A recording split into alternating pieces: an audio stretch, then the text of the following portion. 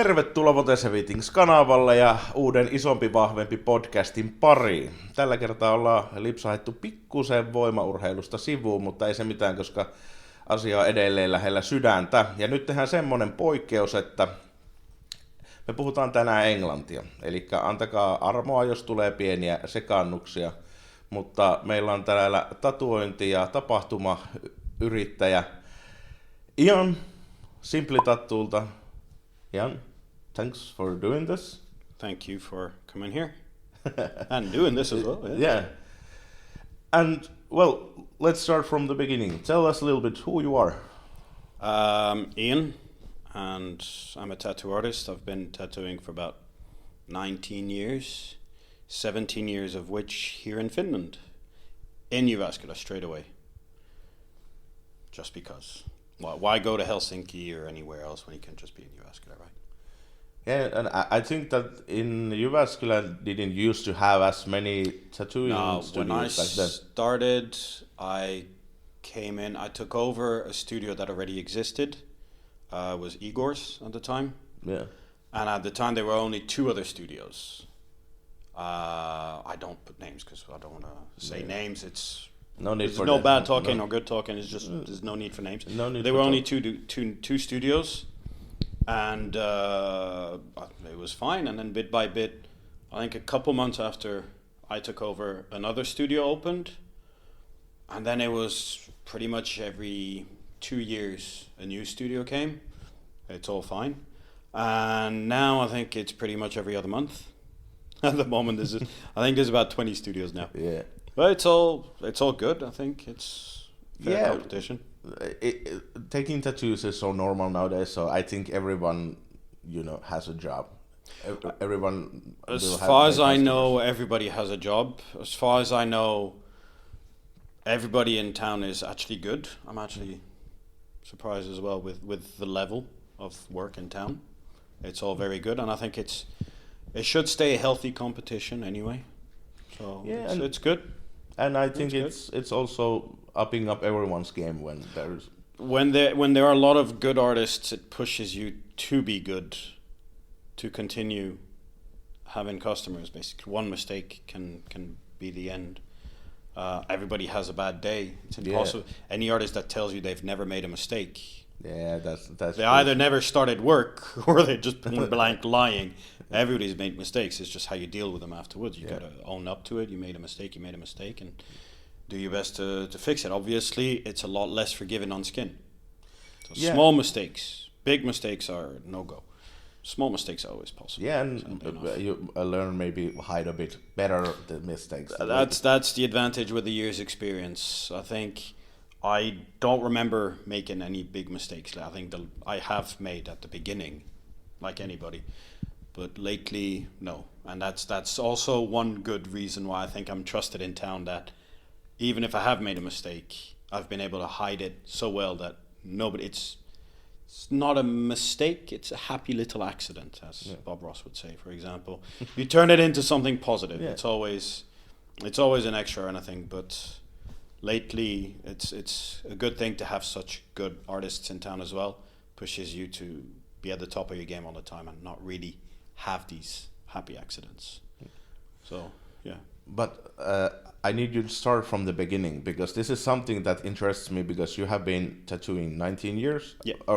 And 19 years ago, it was pretty hardcore to say that, okay, I have a new career path. I'm going to start doing tattoos. Tattoos were not easy. Yeah. I lived in a very big city at the time, compared to here, definitely. About officially just about 1 million inhabitants, but about 2 million, because non-official people, travelers, workers that stay there permanently, students, everything. So about 2 million.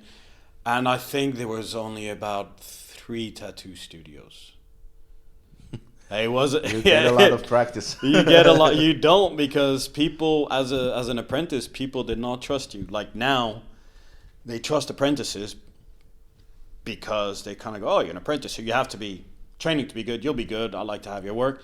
More importantly, you're cheap. Where I grew up, it's like, I'll wait till you're good, and I don't mind paying the extra money. That's the difference. So It was very hard to begin with.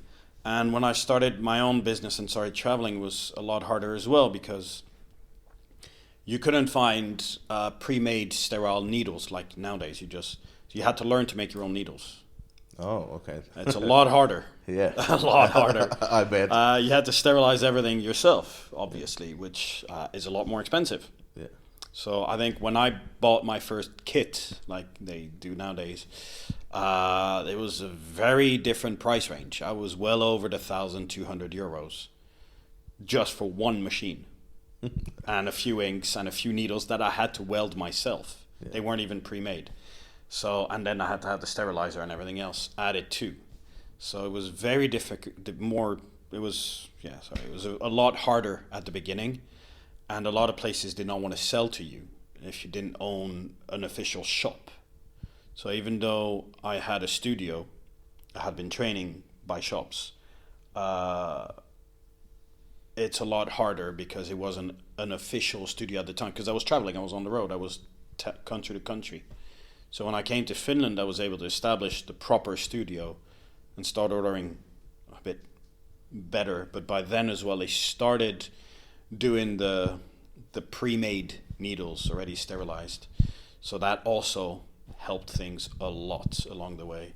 Bit by bit, obviously, things develop more, and you have what we have now, that nobody knows how to make a needle themselves anymore, I don't think. Yeah. Most people switch to the pen. Not the heavy machine. I remember the machines we had at the time, I mean, they were very heavy on the wrist. A lot of people ended up having wrist issues. I remember my first apprentices, they were having wrist issues. I remember one of them especially started having to have like braces around the wrist and had to stop work every few weeks because it was so heavy. Now the pen is a few hundred grams. It's as simple as that. So, and you do everything. We used to have obviously the different machines, depending if you wanted to do lining or coloring, and there was different styles. So you didn't just do realistic and new school and old school and lettering just with the same. You needed a machine for everything. The lining was one specific machine, but then if you wanted the soft shading, it was a soft shader. Then you wanted a color packer, and then you wanted all these different machines. I got addicted to buying machines. I ended up having hundreds of them almost, and I'm not even joking. I counted them. I stopped counting, I think, past about 70 or 80, and all very expensive as well. But it's something now. It's just with a pen, just change the voltage and change the way the needle goes, and it's all the same now. Yeah, but I can understand why you get addicted to collecting machines, because even I've been looking at machines and like, okay, those would look really good on my shelf, like, and nowadays when you don't even need it. But okay, if I start collecting machines now, it's much cheaper than it used to be. I think the good ones, no, because they sell a lot less. But if so I'm now not it's like kind of become price things. Oh, you want a coil machine? You wanted something nice? I need them because they're pretty. That's all. They don't need to be good ones. They are really not. Well, yeah, if you're not going to work with them, no. Yeah, the pretty and cheap ones you can get. You're not going to work with them. I ended up having them custom ordered and custom made. Yeah. They were amazing. Had these bright pink ones or Star Wars ones and these kind of patterned ones. Yeah, one more reason why I can't start doing tattoos. There's like already at least 100 reasons.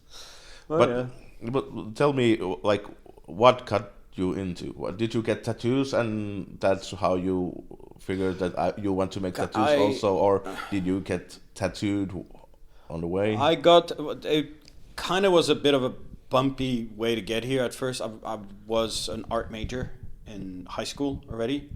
When I graduated, I became an art teacher in the same. It was a private school, so they cared more about your qualifications of your abilities rather than your paperwork. Yeah, you didn't need to be a teacher, awarded teacher from whatever university or whatever school or whatever. You don't need anything as long as you know what you're doing. You're passionate about what you're teaching, and students want to listen to you. That was enough. So it was a private school. That's what's really lucky. So I started that way.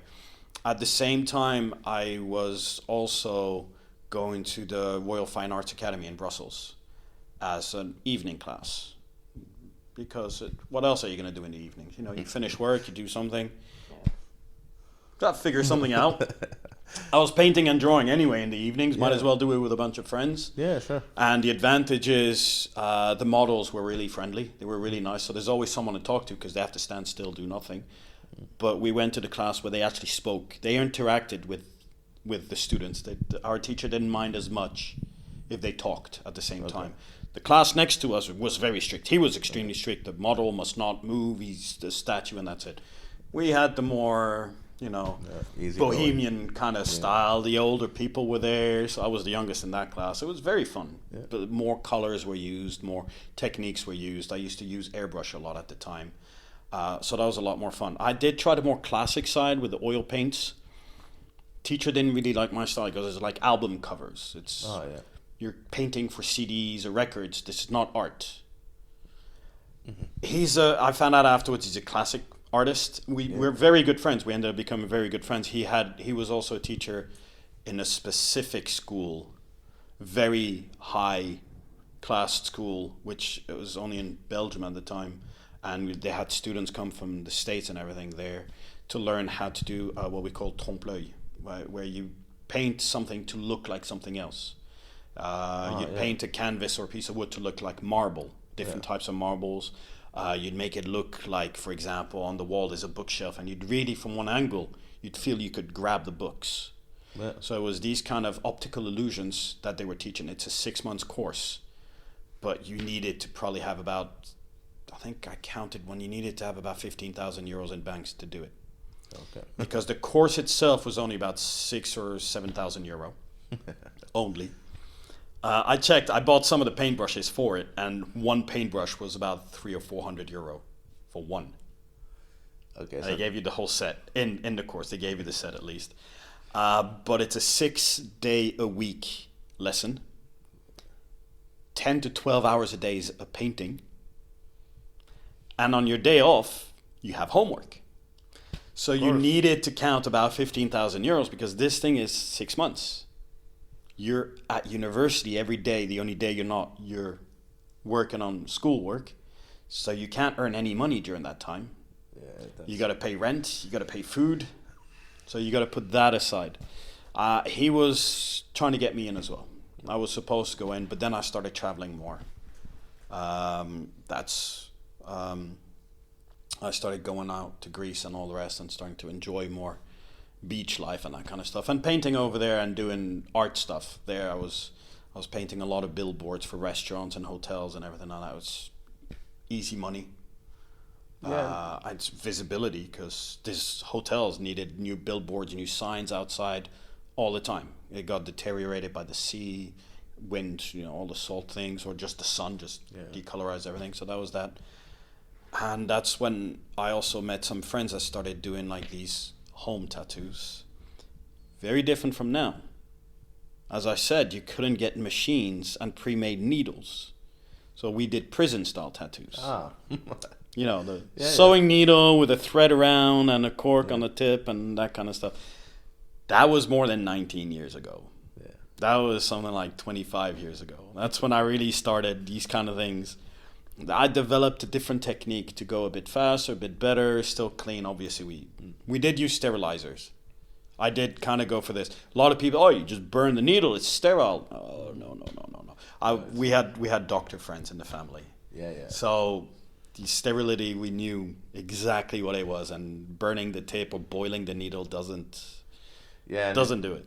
And it's not good for practice if you tattoo your arm and it gets infected and you have to amputate it, and it's hard. I have to admit, I never had any infections on those. I never had any of my friends. I was only tattooing friends at the time. We were just trying to, because I drew and everything, it was easy. Never infected anybody, so that's very good. But I was very careful as well. I didn't just tattoo anybody. It was just friends. It's still not something to do. But I mean, we all started somewhere. I know a lot of studios here started with home tattoos. It's fine. I mean, as long as it's done properly. Like in the sense we had it all sterile. Even if it was not the right needles, they were still sterile. The inks were still proper inks. So everything was still done properly. But, I mean, it's still not the best. So I actually messed up my girlfriend at the time And I decided that no. Well, I just did one line and something happened to the line. I was like, you know what? I'm not going to finish. We'll let that heal and I'll pay for it to be fixed. My mate owned a tattoo studio. I was like, I'll pay for it to be fixed. So I did it right. And then I just put everything aside. Then I wanted to buy the machines. And the funny thing is, the way I learned how to do these tattoos with these people, well, friends of mine, they wanted to buy the proper material, the machines, the inks and everything proper from a shop in Belgium that sells everything. That's where we were at the time. And I said, I want in. Just tell me how much. I want in. I want my stuff. I want to do it properly. No. You can't even draw a tribal. You'll never make it as a tattoo artist. I tattooed the guy's sister, I think, now about 10 years ago. So about 10 years after that. For free. Just to rub it in his face. Yes. Because he's obviously not doing any of this. And now, get the chance. I got it. They're still laughing because she went to his place afterwards going like, look what I got. And it was a lily on the side, full color with daughter's name and everything. I was like, oh, that's nice. Where'd you get it? Oh, you remember the guy? You remember Ian? You said would never become a tattoo artist because you didn't do trouble. Yeah. There you go. So now he started apologizing and everything. But I mean, it's understandable at the time, you know. Yeah, and it's like for me, people when they have a few beers or they have a good moment, they come to me. They're like, okay, you teach me how to work out. You teach me how to train. No, whenever comes. No, but it's But no, so that's how I started with that. But then I gave up that completely and just started working, believe it or not, for Nokia. Yeah, I started working for Nokia before I was even in Finland. And at the time, I was still going then to the Fine Arts Academy. I did that for about 6 or 7 years, just on and off, just for fun. And then we moved next to a tattoo studio. Became very good friends with the tattoo artist. Hang around his studio almost every other day, drawing flash as well. Some for him, some just for fun. And he said, dude, you should tattoo. And my apprentice is almost done, and I'll be happy to teach you as my next apprentice. I moved to Greece, so he couldn't. And while traveling there, I had another artist tell me exactly the same thing. And they were offering me a job. But then they said, look, the new studio, we want you to work in that one, is opening in 6 months. So just take another job until then, and we won't pay you at the beginning. Apprenticeship, the same now. You don't get paid to be an apprentice. Yeah, of course. Athens is not... It's a great place to live, but if you don't speak Greek fluently or you're not Greek, they're not that friendly. Havana, they can be a bit racist as well. Like a lot of countries, it's normal. You're like you. So having dreadlocks at the time as well didn't help. In Greeks, they were very strict. Dreadlocks, and you're one of those hippies. You're not serious. You're this. So yeah, it didn't help me to get work. So eventually I moved out of there and I went back to where I was working for Nokia, but a different branch in there. And then another tattoo artist told me I should. So when it's the third one, I thought maybe, just maybe, I should take these people up more seriously on this offer. And I ended up getting my kits and everything. And I couldn't work in a studio specifically at the time. But because everybody was telling me to, I was picking up all the knowledge from everything and having a home studio, but proper, like a room done, sterile. Yeah. The walls were washable, the ground was washable, everything was basically like a studio, like it should be. And by the time I moved to Greece, my apartment was just a studio with a bed in the corner. Yeah. So everything was sterile, the floor, it was like you walked in there, it smelled like a hospital. I've been tattooed in that kind of place also. In that kind of apartment. Yeah, but then after Greece, then eventually I had met my then girlfriend, now ex-wife, in Belgium, in that company. And she wanted to move back to Finland. She came with me to Greece at the beginning to do the tattooing there. Moved to Finland, to Jyväskylä, and came here. And then I went around the only 3 studios that were there. I had done the first one, got turned down,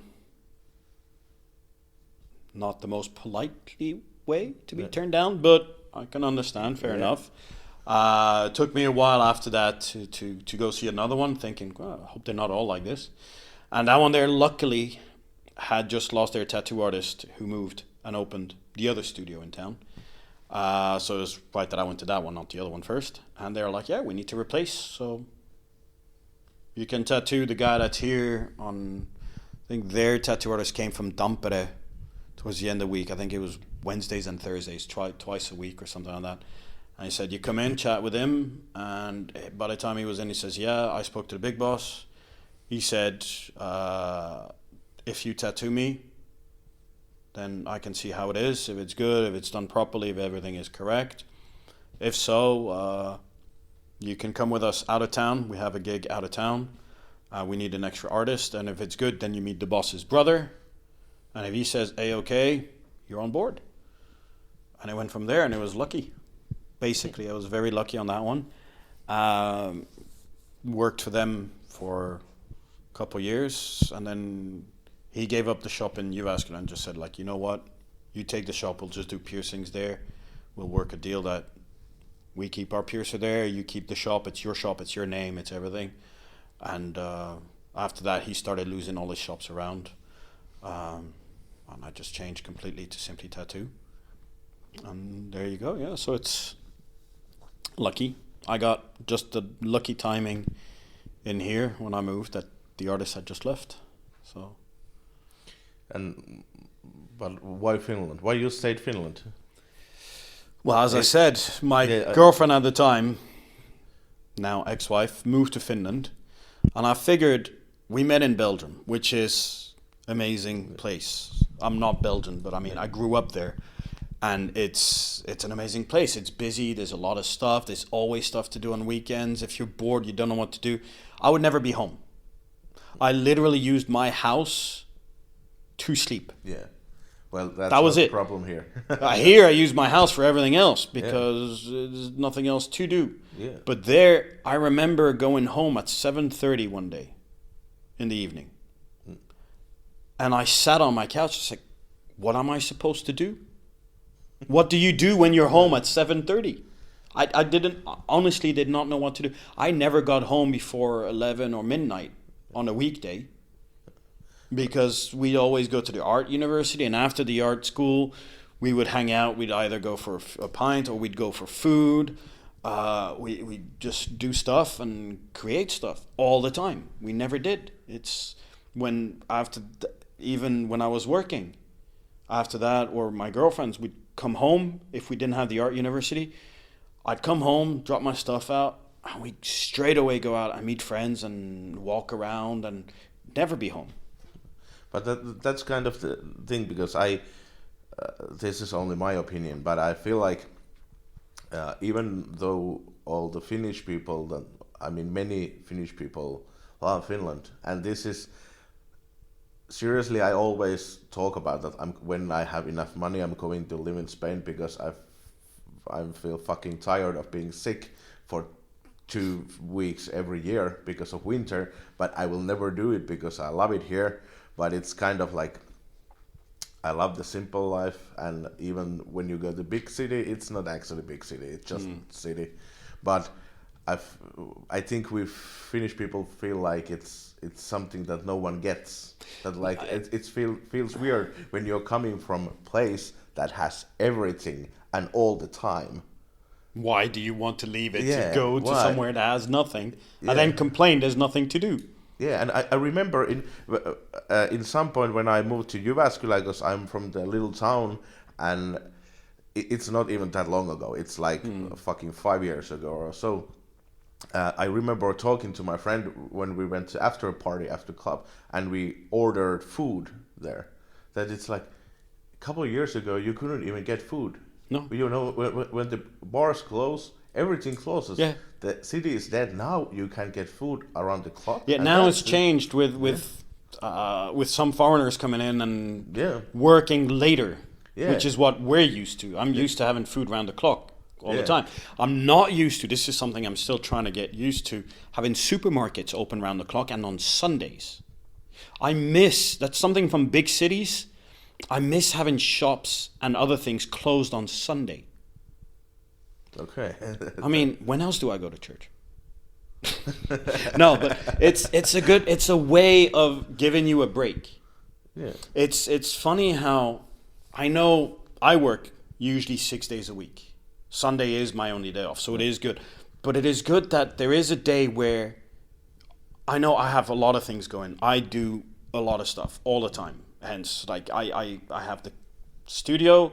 I used to run the cafe as well. Then the convention. We started branding clothing and building bicycles and that kind of stuff, which I was welding the bicycles. I was building them. We were designing the clothes. We were designing all the prints and everything. I was making the prints. I did everything myself. The stickers, everything myself. I was always busy.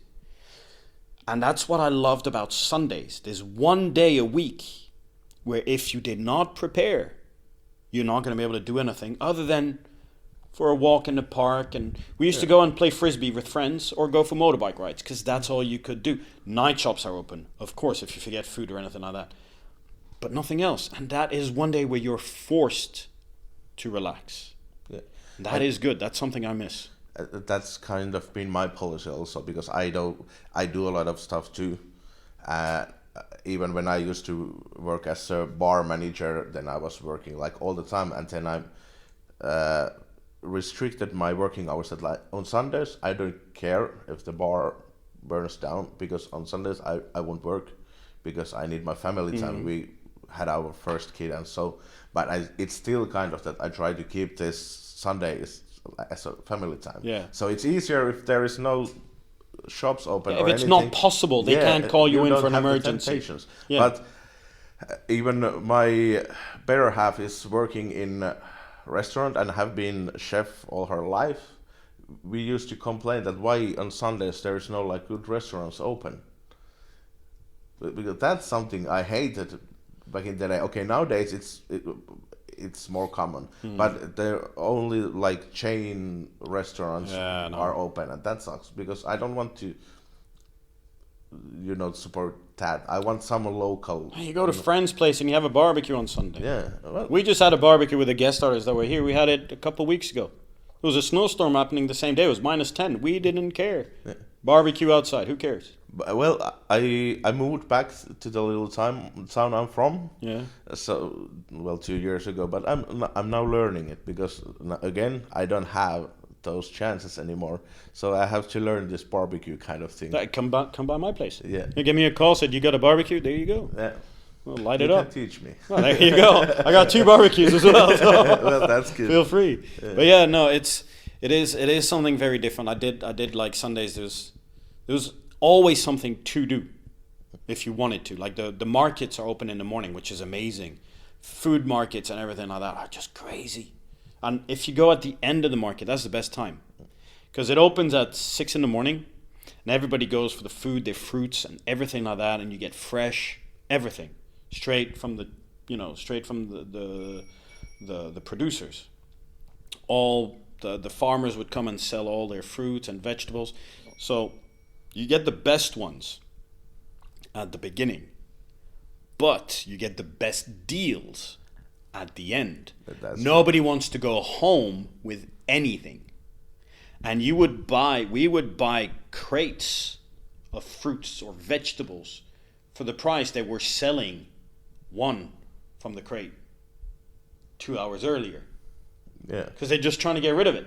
So we'd go with friends and we're like, okay, you buy the bananas, I buy the tomatoes, you buy the grapes, you buy this, and we all went home with fucking, taking a tram after this was hilarious because you'd have all these crates one on top of the other, and we're trading off in the crate, in the tram. Okay, so I paid so much, so you get like a quarter of this, you get a quarter of that, you get some of this, and we'd all go home with food for the week, and it cost us like a pittance. Yeah. It was terrific. It's something only you could do on Sundays. Yeah. Sunday mornings, it finishes at 12 or 1, so you still can go out for a few drinks. Yeah. And then just make it on time for the cheaper deals. So that was good. And then you'd go off and do something in the park or go for a motorbike ride. The other thing you could do during the week if you're bored is you'd go to a friend's house. That's something that Finnish people still, I always get asked that, and they still can't wrap their head around. So what are you doing? Like, I was like, get on my motorbike and I'd go to this guy's house. Yeah, but what if he's not there? I'll go to the other guy's house. He's probably there. Yeah. But what if he's not there? Then we go to the other mates because we're all mates and we all go from. And what if they're not there? I was like, but by then it's about 2 or 3 hours of riding around, and if no one's home, hey, I had a cool motorbike ride. I just went around town, did this. I always had a goal to go to, and then there's a certain time, well, you just give up and you go home. But you went around town, you saw stuff, you did stuff. So it's never a waste of time. Yeah, but that's something maybe we don't understand, because it feels like if you're meeting someone, you need to do something. Yeah, but we did. We'd go there, and there'd always be beer in the fridge. There's always something to do. There's always something to talk about. But if you tell a Finnish friend that, okay, I'm going with my motorcycle to see my friend and have a couple we're beers. All bikers. Yeah. No, but we're all bikers, so you'd have a few beers and you'd still ride a motorbike. I mean, we're in Belgium. But we are in Belgium. But Finnish people understand it when you say that, okay, I'm going to my friend's house to have a couple beers. Yeah. Then we understand. If it's just why you are going to see him. You're gonna go see, and you then have to mention the beer in Finland. Yeah. But we see what we do, but we don't mention it because it's obvious. Yeah. Okay. You don't mention it because it's obvious at that point. So, but it's. I think the other reason as well you don't do it as much here is the streets are very. It's more American here. I find the streets they're very straight. In Belgium, you get all these windy roads and everything through the woods and everything. Here, you have to start going towards Lauka and that. And if you go in between towns, and there's lovely roads to go with a motorbike, great place. Yeah, but the police know. Yeah, but the police know about those roads, and they know people use those. So just when you start having fun, bye-bye license. You'll see the blue lights. So it's kind of, it's kind of, the good thing in Brussels is there's so much traffic. That you never get caught. You just go up between and that's it. Big deal. Here, do you ever see a motorbike race with the police? They are determined. I have seen biker police here. You don't mess. If they start chasing, I'll just pull over. Yeah. It's not worth the hassle. I have seen them. It is not worth the hassle. They are crazy good. They're crazy good. Well, that's true. I think in Finland you have to have a certain set of skills to be a motorcycle cop. So I think pretty much everywhere. I've seen in Belgium as well. I've seen some crazy ones as well, but here I've seen the full race. Like you can see them on YouTube and that kind of stuff, and it is crazy. The lucky thing in Belgium is usually they go by car, or they don't. They are biker police, and they always go by two. There's always two officers on motorbike bicycles. They do have bicycle police at the moment. It's funny. It's not very intimidating. I want to see them to take me in the jail. Like hop on the back of the bicycle. Okay. We have a kiddie seat. Little trailer in the back. The shit will bend. Yeah. But it's here I was surprised that motorbike police officers are one at a time. They just go alone. There's always two. There's always a co-pilot as well, just in case something happens to one. There's a second officer on the spot. I guess people tend to respect more in Finland. I mean, I've seen chases; they don't always, but in general, there's certain exceptions, of course. But there's more exceptions in Belgium. I've seen bad things happen. But I mean, it's so. But yeah, so to get back to the thing, I followed my ex-wife here. Yeah. And we you never stayed felt like this, like going somewhere else? I get bored of a country, Finland or other, in 2 to 2.5 years. Yeah. Then I have to move out. I am bored, even if it's to come back. Yeah. I used to have this back and go with Belgium and Greece. I used to go to one and then the other and then the other and then just back and forth. It's very good. It's a good balance. Yeah. I should have gone more to Spain because you can drive from one to another. In a day, you're in the south of Spain on a motorbike from Belgium to Spain.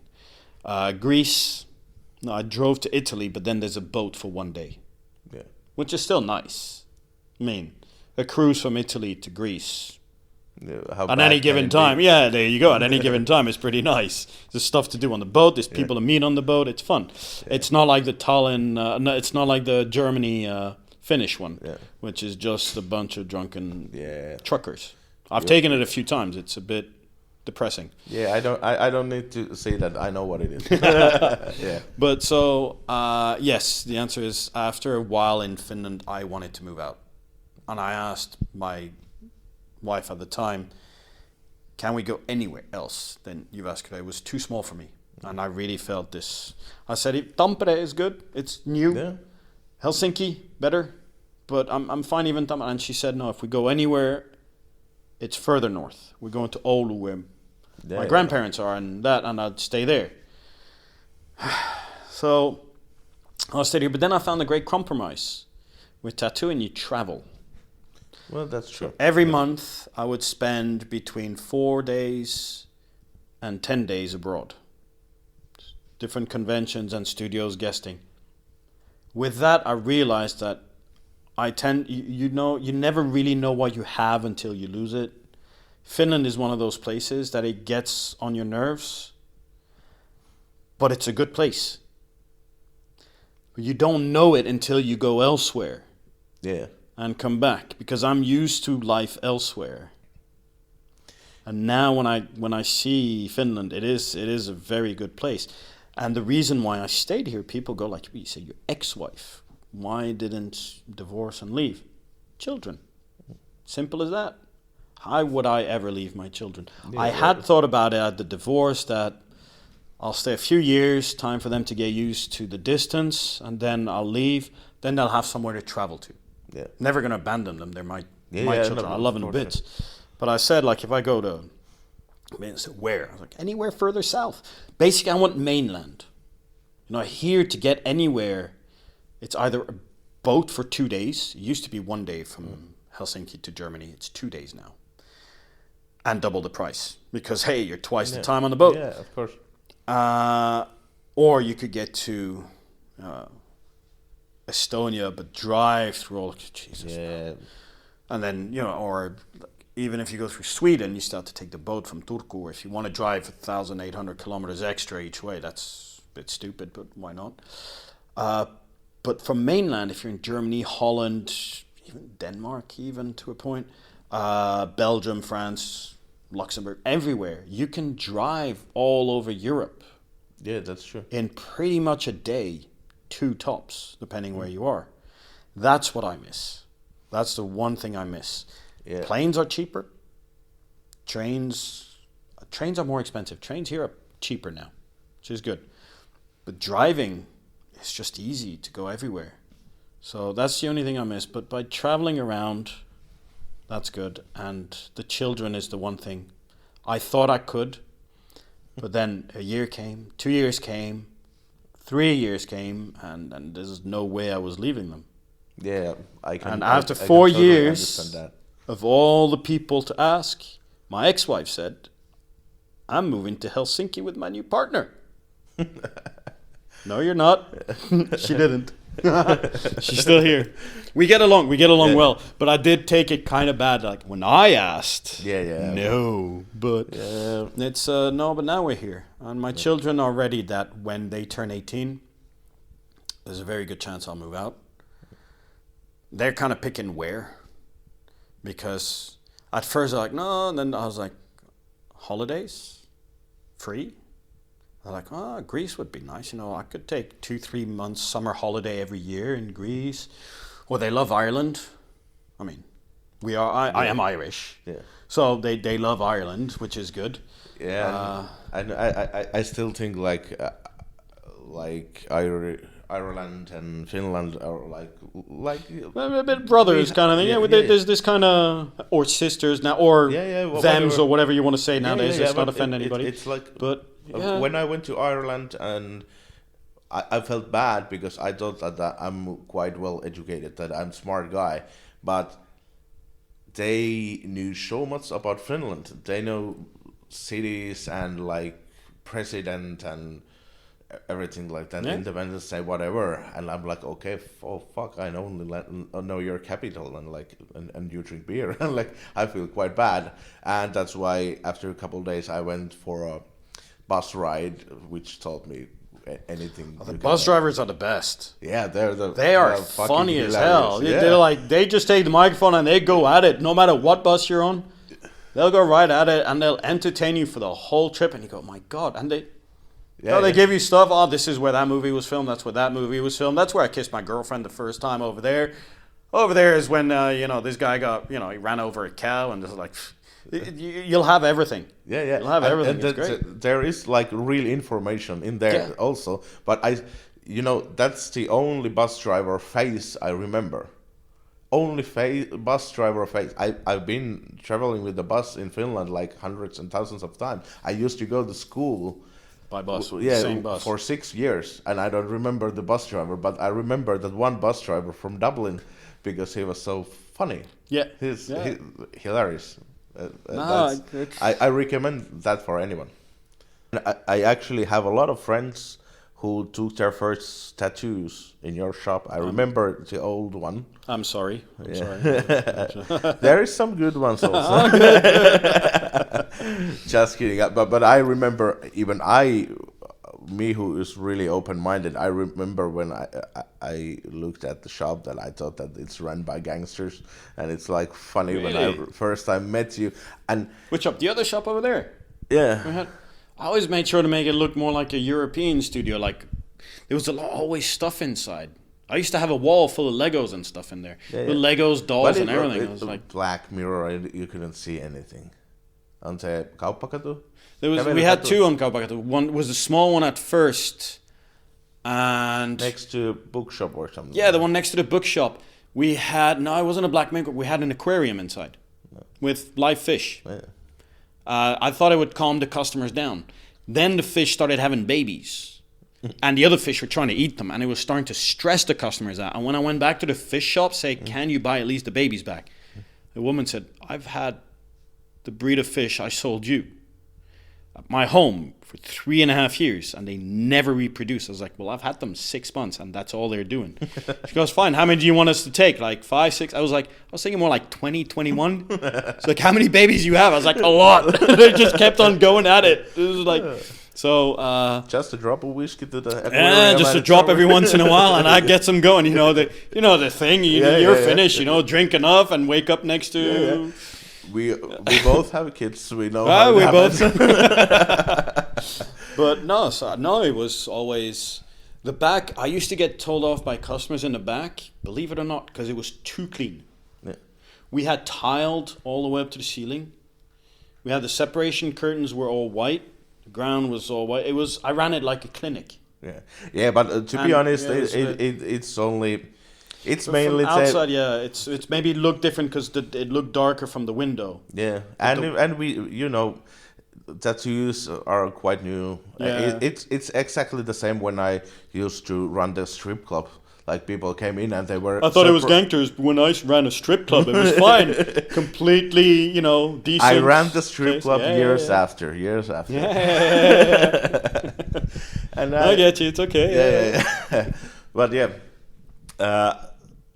But when you started like thinking about having a convention like the festival, because you are now doing your 7th. It's the 7th one we're doing, so it's been 9 years because there was 2 we couldn't do because of the corona. Yeah.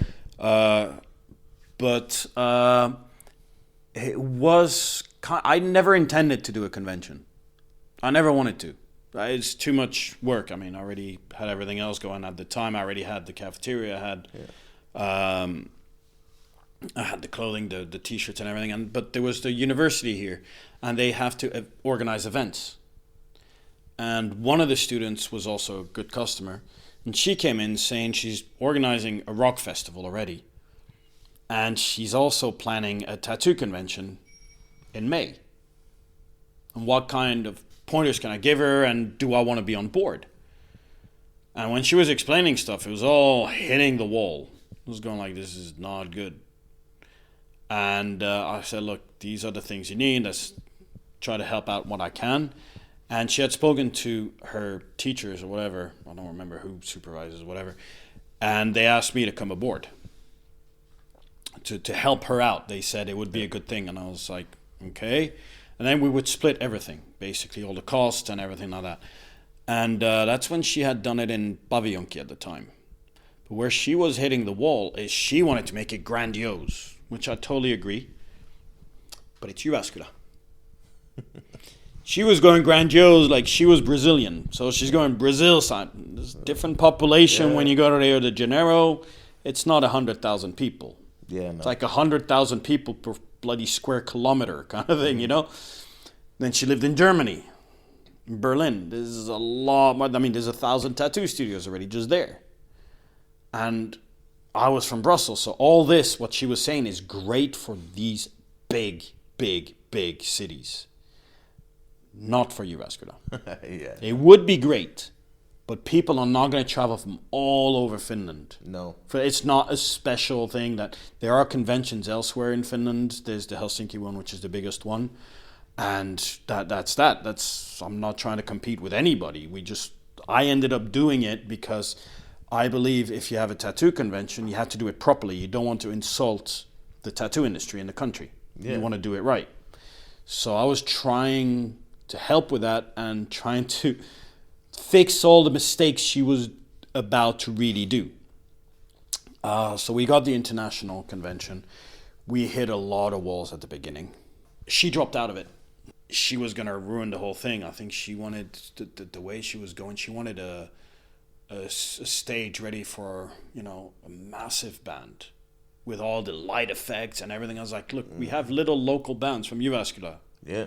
We're not getting AC/DC on stage. We're not going to start getting these massive Lacuna Coil kind of things. She wanted the same stage as Lacuna Coil when they came here. I was like, geez, hold your horses. Was it booked? The band? Yeah. No. I was like, she wanted the stage they used to have. Okay. When they come. Because, not for our convention. No. Yeah. We had Poets of the Fall one year. But they didn't play. They supported us and they did our advertisement, and there was a cover band which they supported, and they ended up advertising for us on that. We never said that Poets of the Fall were going to come play. Okay. They were supporting, they were advertising for us, and they were helping us out and helping their cover band that was there. I've been, for 10 years, I used to work for the festivals and stuff like that. I remember stuff, but I get them mixed up. Yeah, the Kunako did come, but it wasn't there, and they had spoken about that, and the stage would have been 27,000 euros alone. Yeah, I was like, no. What's the cheapest you guys can do? They're like, what? We're like, we need a few, just little raised stage, couple spotlights. We don't need a light show, just something as a basic sound. Yeah, like 1,500. I was like, better. Sounds good. The first year was supposed to cost us, like, if we did it the way she was doing, like over 50,000 euros just to get the basic setup.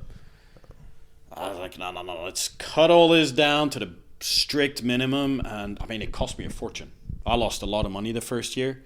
I said, you know what? I saved it by everybody all the artists were happy. They were having a party of time. It was like a crazy time. Such a good atmosphere. All the artists came back. They're like, you cannot stop it. I was like, I lost a shit ton of money.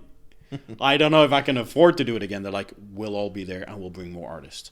And it's grown since then. And I want to keep it now around 50 artists. I don't want to be competing with the bigger conventions in Finland. That's them. I still want to do it a family kind of event. Everybody having fun, and just enough for people. Everybody has work without being too much. Bands, and that's why it's the Jyväskylä Rock and Art Festival, because we have bands every day, usually 2 bands a day, or bands, and we have burlesque as well. That's part of the arts. We have the art fusion where artists go on stage and draw. So we try to have as much of that as possible. If we can get artists like painters and that, and people doing jewelry that do this stuff, if they want to sell it's also a thing. Like, we have booths cheaper than the tattoo artist booths, because we don't have the same requirements for the health department. For obviously, if you're not piercing any, there's no health requirement for selling jewelry. The rest, it's very strict, and I keep everything to the letter. We just called them actually last week again to double check everything, and they were really happy with the way things are going, so that's good. We've always had the A-OK from their side. They came by last year and they were like, top. I didn't even notice they came by. So I don't know if you remember that. When they actually came by, walked around and went back to Lotta and said, great work, thank you, goodbye. I was like, hello? That's how you know everything's good. Yeah, that's how I know everything. Yeah, I was really pleased. I was just informed that they're there, and by the time I realized, she go, oh, no, it's okay, they just left. I was like, they've been here like 20 minutes, they walked around, they're good. It would have been nice to say hi. Yeah, it would have been, I'm the organizer, you could have said something, but it's kind of nice because I speak to a lot of artists when I go to conventions abroad, and a lot of them either never even heard of Finland or only heard of it, and the only thing they hear of is Helsinki. Yeah. So it's kind of, I've ended up falling in love with this city, despite, having this love-hate thing with myself and whatever. I like the city. Regardless what I say, I have bad days. Of course I'm allowed to criticize. I've lived here 17 years. I'm allowed to say something bad.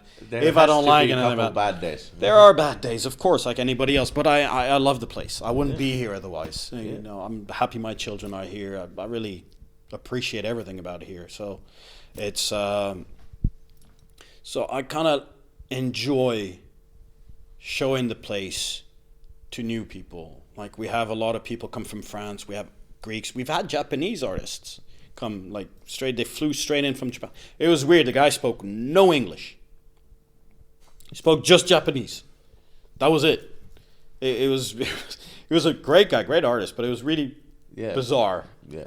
But interactions, but it's fun. But this international thing is really good because I think you have some kind of vision that, like, what goes around here, and what I like about this convention is that it's family friendly, it's cozy. That's what we try. Yeah. But it's also, you get artists from everywhere. Yeah. And they bring like a piece of their culture with them and everything. Yeah. Because it's not just tattoos. It's tattoos all over the world. Yeah, it's the way it's done in their country, the way they do it, and their vision. We have an American coming back again this year. Actually, he's used to come before many times. Coming back this year, so and it is. That's when it's a family. Yeah. You have artists that used to come every year, then they stop for a couple of years for whatever reason, because the dates would change a little bit, weekend here, weekend there, because of going from Pavionki to Lutako, we have to go with their schedule. Now with Ilokivi, there was only one weekend we couldn't choose, which was actually the weekend we originally wanted a week earlier. But that's the only weekend they have that's fully booked every year, the first weekend of the month of May. So we have it on Mother's Day. So great. Celebrate your moms, come and get tattooed with them. Yeah. Why not, Why not? I can't offer discounts on mom tattoos because I'm not tattooing there. And I can't make everybody else say you have to do a discount. Yeah. But it's... No, it's good. And as you said, we're trying to be family friendly. We do have children under, I think this year it's 12 or 14, I don't even remember, get in for free. Because we thought, especially because of Mother's Day, we didn't want them to have to try to find a babysitter for everything. I know it's hard. Yeah. It's not easy, especially on Mother's Day as well. If you want to go do something. I'm trying to organize again to have an area that we take care of the children. We had... the last few years we've had our security, who's also a mother, and her husband as well. They're their parents as well, and they used to take care of the children as well. There'd be a place where they could draw, they could paint, they could make their own badges and everything like that. We'd have fake tattoos for them. My children were putting them on them, which was kind of entertaining. So we try to keep it family friendly for that. Yeah, we try to keep it international. We do try to get more local artists. I have invited, over time, every single studio in Jyväskylä has been invited. They are still invited. But I don't know, the Finnish artists tend to not want to do conventions as much. Yeah, that's... it's strange, because they've all been invited, so either they don't like me, okay, I don't ask to be liked, but I don't take politics in this. Yeah. So everybody is welcome. If they come in, they come in. This is not about me. It's about Jyväskylä and the artists here. So and introducing the art and exactly. I think this is a good way to, present the art for people. That's what it's supposed to be. it's more normal nowadays to get tattoos, but there is still some, stereotypes and everything else. Absolutely, and there is still people who understand, but they're still kind of surprised that okay, but you look like that and you don't do heroin.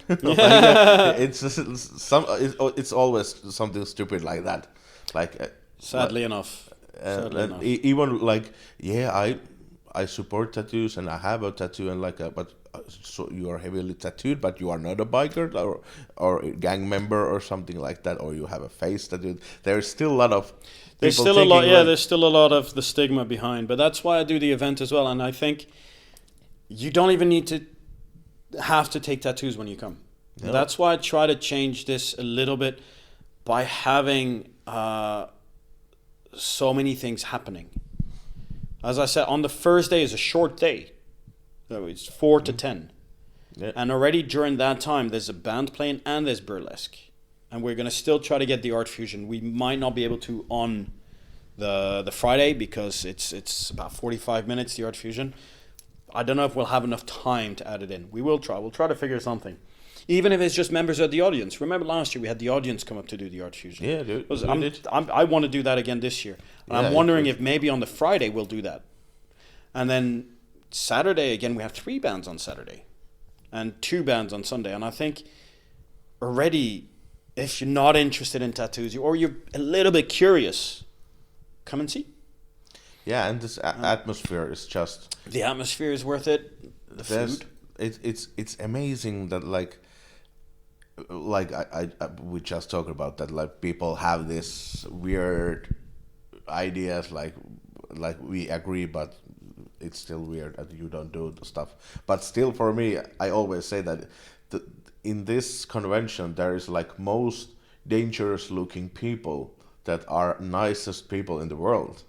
And I remember from I think I know who you're talking about on that one as well from last year. Big beard and everything guy. Yeah. Sweet as hell, that guy. Yeah, and I also remember like there was a couple guys tattooing, and I was having a conversation with them, and I've had a feeling that okay, they don't really like to talk to me, or they think that like I'm a useless person, like go fuck yourself, you're just a fucking host, leave the artists alone. But after a while, I just realized that they don't speak English so well. So it took them a little time, and I actually had a conversation with one guy because he was doing the art fusion, and I told that okay, I'm going to interview you really quickly, and he's like, please don't, because I don't really speak English. And I'm like, okay, that's cool. Just let me know something. Tell me something about you. You can tell me in English. And I took time to listen, and after that I realized that there's nothing wrong. No. They like me, and after that they always fist pumped and gave high fives and had a few words, and they didn't have this they didn't feel like embarrassed that they don't speak English, because they know that when I come to talk to them, I have time for them. Yeah. I don't listen to anyone else, so they have a little more time to explain. And again, I found myself looking stupid only for myself, but like I thought that they are like just being a little bit assholes, and actually I was the asshole one for thinking that. But it's understandable. I know it's because we have so many internationals. Like I said, we had the Japanese. He spoke no English, nothing, just Japanese. He knew how to say his name in English. That was it, and he would shake his head. Yeah, I'm this person. Yeah, we're like okay. And then this year we had some of the French didn't speak as much English, and the Spanish. There was a Brazilian. He was there. He's coming again this year, but I just spoke to him. He's been practicing his English just for the show, just for that, because he lives in Spain now. He's Brazilian, so his Portuguese and Spanish is fine. Yeah. So now he's been practicing English just to come back to our show. Okay, he loved it so much, but it's. I think one thing that's different with this show, with a lot of shows I've been to, and I didn't ask for this, I didn't, try anything, it just happened, is it doesn't seem there's any ego from any artist. Yeah. No artist is around going, I'm better than you, or, like, you're not worth being here and everything. Yeah, we do have all good artists. That's true. And the ones, there are some friends We used to have, at the time, I used to tattoo on the show as well. And the one thing we do not do is, for one, politics, and for two, then the tricked events. The artists that put their awards up, the thing is, their pieces in for the awards, the judges don't know who you were there. You saw how it works. The judges are only told numbers. Yeah. I was the one who had all the information. Exactly.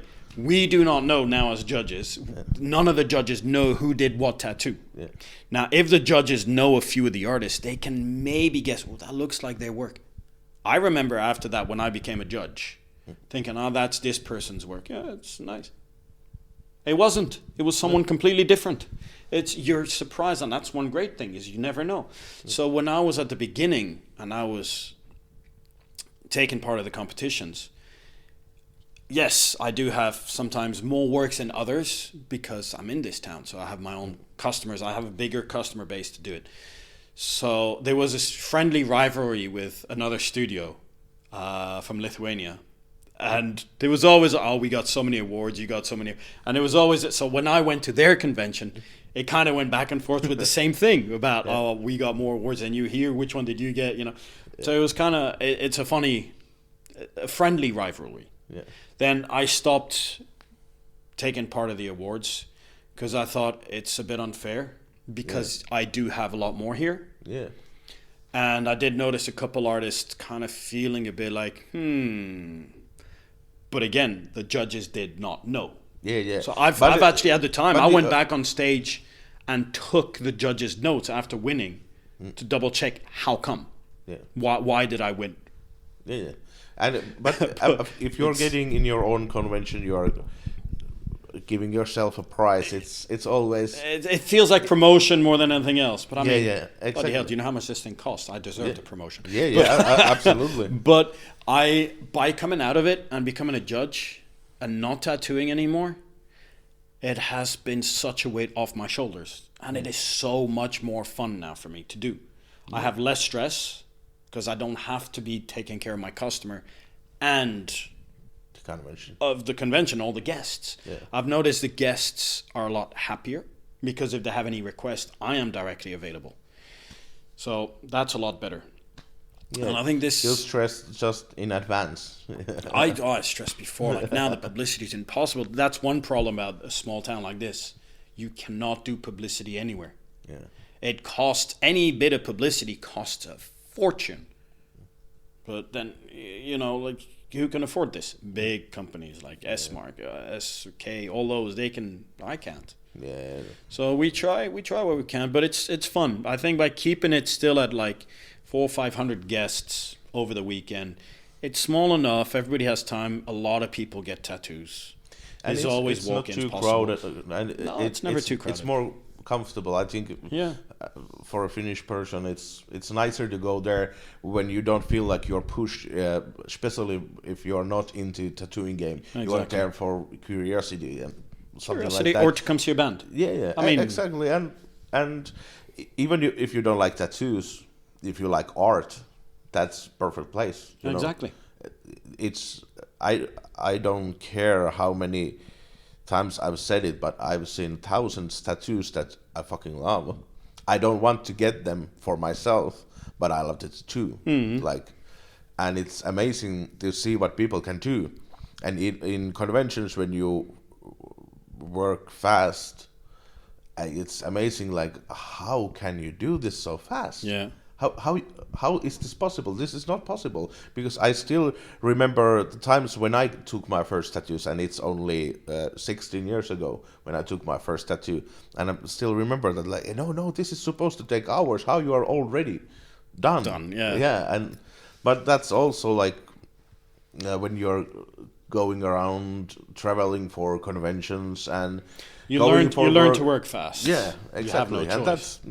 And because nowadays it's more easy to go around. I was surprised. You have like guest artists here. We have guest artists here. Around the convention as well. We have more. I've seen after last year and this year, like a couple of weeks ago, I came here and this is Roman was here with his wife. I was like, this is really happening. That I thought this is like stuff they do in American TV shows, like tattoo shows, and like I didn't know this happens, but this is fucking great. Yeah, we're booking loads of guests. We got loads of emails actually. This last month we had loads of emails from Spain as well. We got from Spain, from Italy, different artists coming in. We're booking one for around September, October. We've got 2 guests before the convention, 3 guests after the convention, the same week. So I don't work those weeks, bit of time off. So it's really good. Mm. And what you're saying is true. Like if you're not into tattoos, what I was saying earlier on as well, to links to what you were saying, is it's a great place to meet different cultures, meet different people from different countries, interesting people. Mm. You'll meet the American guy, for example, John. He's got no tattoos. He's a tattoo artist. He's been for years. No tattoos because of his other work. He's an actor in Hollywood. Believe it or not. Yeah. Believe it or not. And he's just made a movie lately, a short movie, a comedy, and he's nominated for some awards. So it's really, really proud of him. Yeah. It's really cool. So he's coming back. He's come here for guests many times. It's a great guy.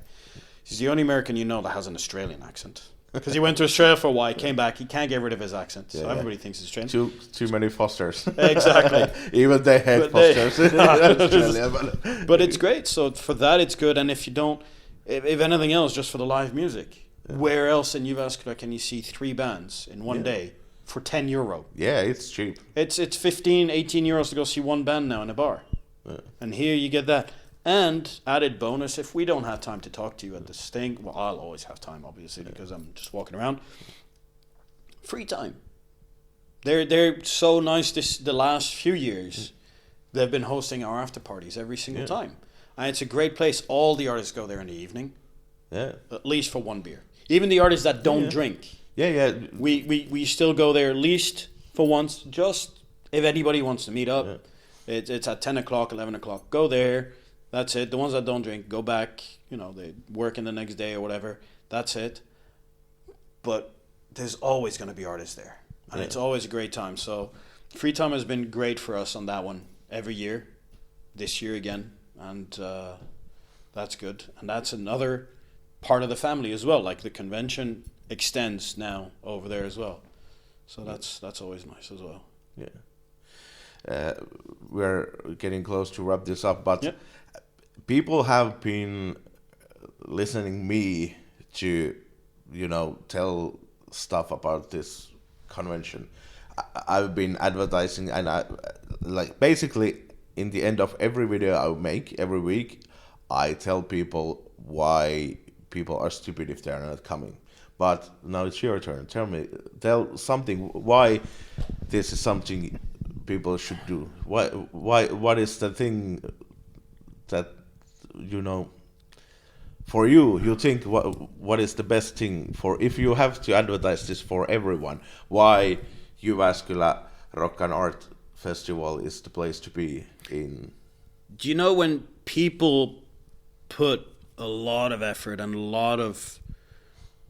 they invest their time, their effort, their energy, all their contacts, everything to make a party the one in a year party, and every year to try to make a one in a lifetime party, and we say, how can we make it better next year? That we don't go, this was good, we'll do this every year. We try to say, this was good, how can we make it better? And we try better and better and better every year.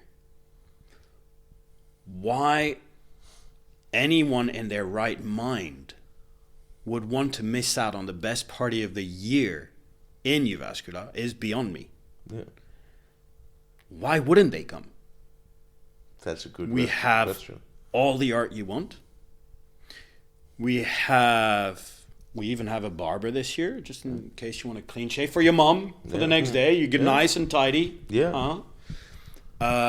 We have special crafted jewelry that you can't find anywhere else. That's going to be just there, just for you guys.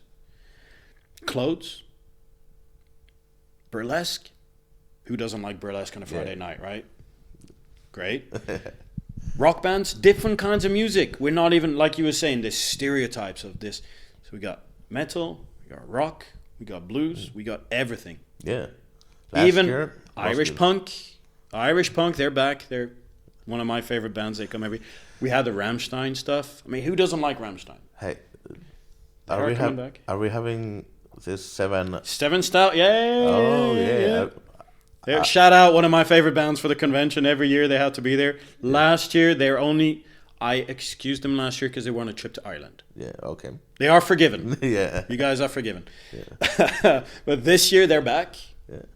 So happy about that. Why wouldn't you want to come? Exactly. Here's the thing. There is the Eurovision. I did find out on the Saturday night. But who doesn't want a pre-party for the Eurovision? Eurovision starts 8 o'clock UK time, 9 o'clock Central European time, 10 o'clock Finnish time. Our show finishes at 10. Yeah. So, if people would be loud enough and ask enough, I am sure we could get free time to pass part of the Eurovision. I'm sure we could manage something in there. And for those who don't like the Eurovision, just come along. Yeah. It's perfect. It's. I just think I really put all the effort I can all year, and I try to give my best to Jyväskylä because Jyväskylä gave me so much, and that's why I think everybody should come. Yeah. It's I simple agree. as that. I agree. It's fun, And also pretty people like us. of course. With us, you get good pictures. You look really good next to us. Yeah, you want to look your best. That's it. Beside us, you will look amazing. Yeah, absolutely. Amazing. So, yeah, there you go. Thank you. I think that wraps everything up perfectly. Thank you. Thank you for doing this again. Thank you for asking me to do this. Yeah, and thank you for Simply Tattoo for also supporting my trip to Madrid. Kiitokset myös Petrin Osaaville Käsille, joka on tukemassa meikäläisen Madridin matkaa, ja nyt uusimpana tukijana on vielä Kivijalka Butchery. Iso kiitos myös heille. Mä laitan kaikki linkit niin Petrin Osaavilta Käsiltä, Kivijalka Butcheryltä kuin Ianiltakin, eli festivaali ja Simply Tattoo linkit löytyy sitten tuosta Dessu-boksista, ja ei muuta kuin nähdään taas ensi kerralla isompina ja vahvempina.